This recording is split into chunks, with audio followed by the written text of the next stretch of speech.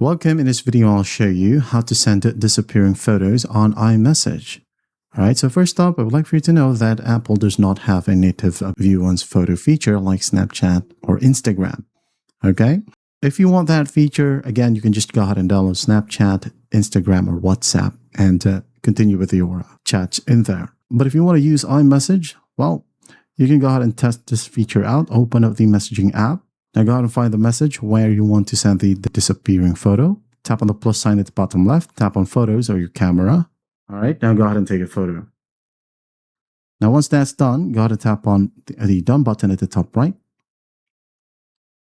Now instead of tapping on send right here, you'll need to tap and hold.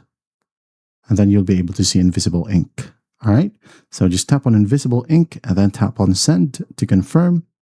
And after that, the message will look like this for your end, and this if they have received the message. So what they'll do is they can brush it off, all right, and they'll be able to see the whole photo right here. Or they can play with it. They can just tap, tap, tap, all right, and it will show. And that is how you send disappearing photos on iMessage. I hope this video helps, and I'll see you in the next one.